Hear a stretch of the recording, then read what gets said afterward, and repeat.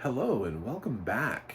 I'm John Stark from MacMovieGuy.com, your favorite blind film critic, or so I've been told. I got your postcard, and I couldn't. You had to use like a little device to read it, but it was very very kind. Thank you. I didn't really get a postcard. I don't get a whole lot of love, but these 10 actors do deserve love. Like that segue, that was tight. For their performances for Best Actor in a Comedy Series. This is my top 10 list. This list was not as hard to make. For some reason, my actresses lists are way harder to make this year. Um, I mean, I did have to make some cuts of people that I was like,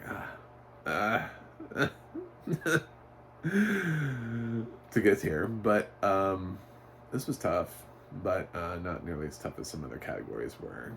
Um, but that's what happens when you go down to 10. You're just like, well. And when it's just you have no voting body to blame it on. So these are just your 10. Got to be willing to stand by them. So, here we go. Rolling down the list, starting at number 10, is Danny McBride for The Righteous Gemstones on HBO Max, which has audio description. He, as the heir apparent to the gemstone, I don't know, foundation or whatever you want to call this massive conglomerate that this family has. You can tell that he's the screw up, but he's also the most likely at this point. Like, it seems like it's going his way. It's funny how there are so many shows that feel very similar. They're like the dad who's not super happy with his kids, but the dad has built this like massive organization, and it's going to be passed to one of them at some point. And we see that with Succession, with Brian Cox passing it off to his family. We see it with Yellowstone with Kevin Costner and his family below him, and we see it in Righteous Gemstones with John Goodman and his ne'er-do-well kids. So it's just it's a nice little thing here. The funny thing is, in this dynamic, I feel like the kids are actually the leads over John Goodman, because John Goodman usually just kind of floats in because he's probably doing the Connors. So Danny ends up actually kind of being the lead of the show. But it's his typical Danny McBride performance. It's great. It's solid. He knows how to deliver a line, and he does good work here. So I recognize him. Coming in at number 9 is Neil Patrick Harris for Uncoupled, which is on Netflix, which has audio description, and which got canceled. Cue Netflix. I don't know why this got canceled. This was a great first season, really tight. I had a great idea of who these characters were. I was totally ready to join them on another journey for a second season. I knew people who watched it.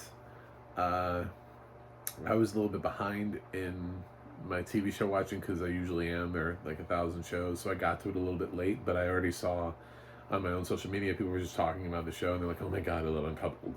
I was like, cool, well, maybe I'll actually get renewed. No, it did not. Cool. Oh, that's got to make sure Emily can stay in Paris. So yeah, unfortunately, Uncoupled. And Neil Patrick is Harris's performance in Uncoupled will go just, it'll be quickly forgotten about, but it's a good performance from him. Maybe it's not Barney on How I Met Your Mother, but he does have to deal with loss and a breakup and having to re-enter the dating field, and also being a realtor, and just, it was a great performance. It's a good performance from him. So nice work. You made my number 9 on the list. Number 8, you might have thought this would land higher considering it won supporting actor, but I know where the talent is on the show, and as much as I love Donald Glover, I didn't think he sometimes, I think, writes well for other people, not so much for himself. Earn is often the straight man on Atlanta, so I've got Donald Glover for Atlanta, which It's technically an FX show, but it's also on Hulu, and at least season 4 had audio description. It's weird because I watched season 3 and it didn't have audio description, then I watched season 4 and it had audio description. Season 3 might now have audio description, I just didn't go back and check. We did get 2 seasons this past year, which sort of gave Donald Glover and Atlanta the sort of unfair advantage here, because they had one in the spring and then one in the fall. And the series is over, so this was my last opportunity to give Donald Glover a win if I wanted to. I think he plays a good straight man. I think he has some nice moments. There's an entire episode where he's just obviously trying to reconnect with his family in the final season. It's not a funny episode, but it's a well-acted episode. So he has his moments.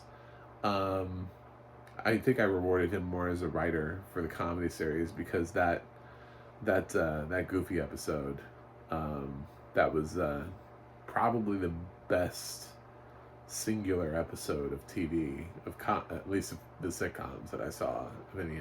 That was so pointed and so well written and so well done.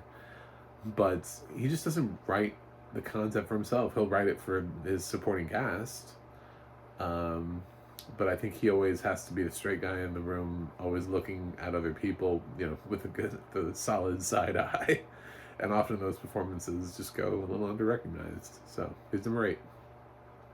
Number 7 on my list is David Hyde Pierce from Julia, which airs on HBO Max with audio description. So I guess it's debatable whether or not this is a supporting performance, but I really felt like the center of the relationship, this is sort of like that divide, like, what is Julia about? Is it about her love of food? Is it about her marriage? And that is sort of the balance. It's not about either. It's about how she balances both, which is what kind of puts David Hyde Pierce in the lead category, because she's trying to balance her life as this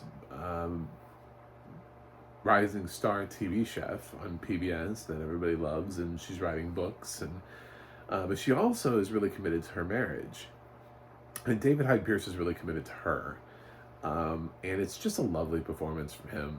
I mean, this is the second time that we've seen just such a wonderful portrayal of this person.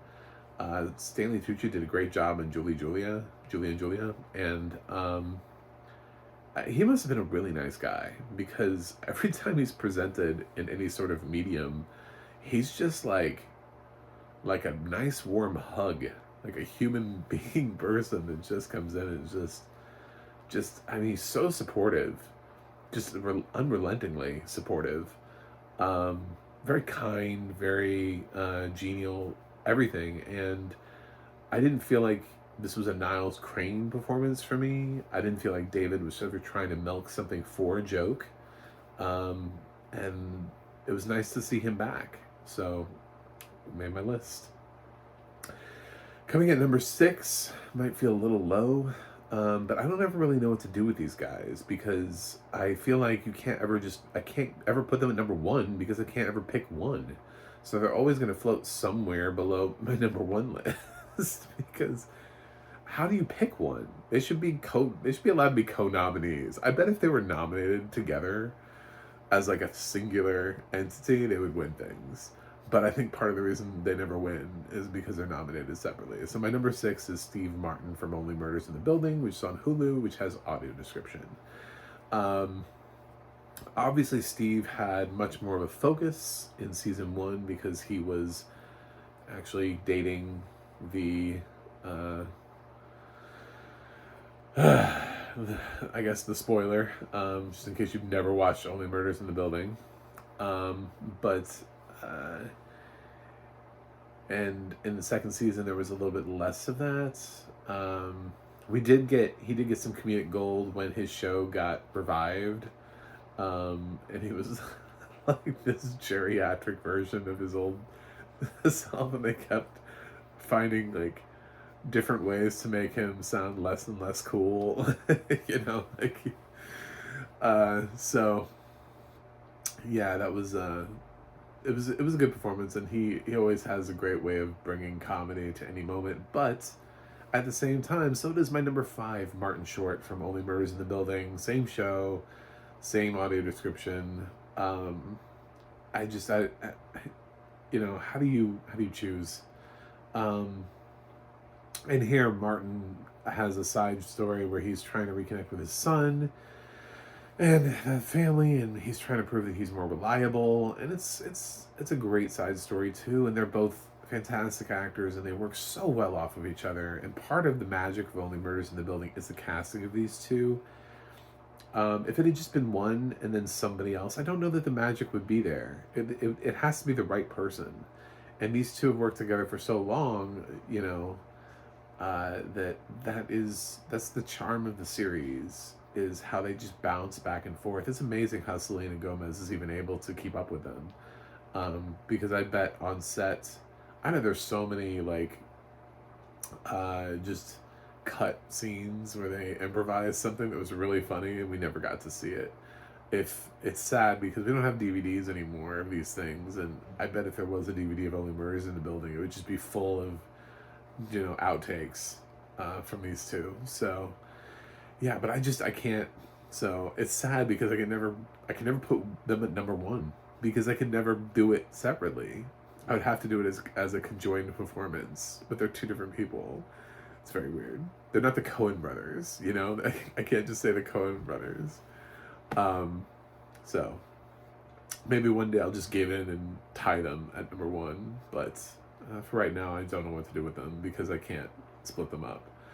Coming in at number 4 is Ed Helms from Rutherford Falls, which is on Peacock with audio description. This is another canceled TV series because Peacock can't have nice things. They have to cancel them. So they can't let anything run for more than 2 seasons. They have to cancel it. It's like a rule in the Peacock book. Nothing can be long-term at Peacock. Everything is short-term. They are friends with benefits with TV shows. So if your show gets sold to Peacock, you need to know you've got 1, maybe 2 seasons. If you're really lucky, you might get that 3rd season. But that's going to be super rare. I don't understand what their model is, but because if I was a creative, I wouldn't want to sell anything to them other than a limited series at this point. To know that my show is not going to make it very far is quite disheartening. Rutherford Falls canceled after 2 seasons. I don't really understand why. Ed Helms actually became more complex and more likable after his character was kind of canceled at the end of season 1. Well, actually, he's just always sort of being canceled. His character is just sort of this buffoon who, his heart's in the right place, but he just keeps making the wrong mistakes and saying the wrong things and not really understanding what it is he's supposed to be doing. And he's doing a lot of self-growth, and he does that self-growth in the 2nd season. And I think the baby angle really just sort of puts his character in perspective, and helps really shape this performance. I liked Ed Helms, season 2 Ed Helms, a lot more than season 1. And he wouldn't have made my list, and didn't make my list for season 1 of Rutherford Falls. But for season 2, I saw the changes he was making, and the acting and the comedy, and it was just a different vibe from him and from his character, and how he was taking a back seat even though he is technically the lead, and he was doing more of that listening and learning and supporting, and only every once in a while saying something that was asinine, but mostly just trying to be a better him. And I would have loved to see the show give at least a 3rd and final season, just so that we could see the full, his character come full circle, actually become a dad. What does that look like? Just actually give the show a finale instead of it just like being this hanging chat of a series. Anyway, so that's Ed Helms. Coming in at number 3 is Keegan-Michael Key from Reboot on Hulu, which also has audio description. And this was a great choice. I love the when Keegan's reading for the role, he has to be the thug, that was like in the pilot. Um, and he's he's being really tough, and it's such a good it's such a good performance, sort of tailor made for Keegan. Um, he comes back into this show, and he's the elevated actor, right? He's the one. He's the guy who thinks he's better than everyone else. He reminds me a lot of like the sitcom version of David Caruso, who like walked away from NYPD Blue after like the first season and was like, "Yep, that's it. I'm ready to be a star now." Like, it kind of reminds me of that. Um, and now he's humbled and he's back, kind of like David Caruso probably was when he was in CSI Miami. He had to return home to television. God knows, I don't even know, what is David Caruso doing anymore? Is he on something? Is he on a TV show somewhere? Who knows? Um, but it's a great performance from Keegan, and yeah, I love Reboot. Watch Reboot. I put it in like many it's nominated a lot for me on here in terms of representation in top 10 lists. So, and it did get renewed for a second season. So yay! Coming up on my number 2 spot, the runner-up. You're probably like, who's the runner? I don't know. It could be anything. Comedy's subjective, but I think I like this performance more than I like the show. I think the show may not make my top 10 list. I don't know. I have to look at the show list. But I do love Rhys Darby on Our Flag Means Death on HBO Max. It's not that I don't like the show. It does have audio description. It's not like I don't like the show, but I love his performance. His performance is so amazingly delightful. He's so clearly a fish out of water in this situation. Taika Waititi really just came up with a great idea and ran with it. Say what you want about Taika and his comedic ways. First of all, he can do more than that. And if you haven't seen Hunt for the Wilderpeople, you should know that Taika has way more under his belt than just being able to come up with these silly concepts. But this is just a really hilarious performance from an actor that's been around for a while. This is perfect casting. This is everything coming together. And I do believe a second season of the show is coming, hopefully this year. So we shall see. But Rhys Darby is my runner-up spot. So who's my number 1? My number 1 is somebody that, if you pay attention at all to me, if I had been doing these videos last year, he would have been my number 1 pick last year. I kind of made a list, but then I only ended up releasing film videos. So I'm once again all on the Martin Freeman and Breeders train. Unfortunately, this is the one show that does not have audio description. It's an FX show, and it's also on Hulu. No audio description. I've been a big fan of Breeders since the very beginning. I love the trajectory of the show and the stories that it's been telling. And I think Martin, as this complex father dealing with so many different things and like his rage issues, and they push into these weird plot developments that I don't think normally would work for me, and I don't always agree with them, but then they turn them around and they make the best out of everything. The fact that he had this situation with his kid where him and his son couldn't live under the same roof, and then they had to learn how to do that all again because his son was too scared of him, and Martin had to dial back his violence. But it's just, a lot of times the humor here is in the minutia. It's just in the little small moments that they find between each other. And it's tough to call the series even a comedy, because it's really like a dark dramedy. It has some funny moments to it, but it's really an exceptional cast and a really exceptional performance and good writing. Everything comes together to make Breeders happen. I don't think enough people watch this show.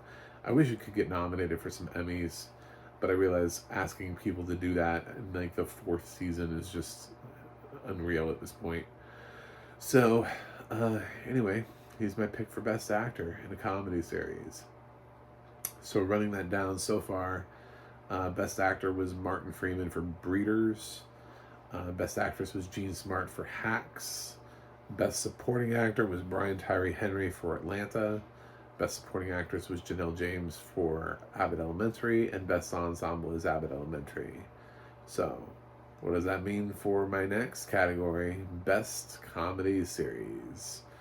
You're going to have to tune in tomorrow to find out. So, which series will top the comedy series list?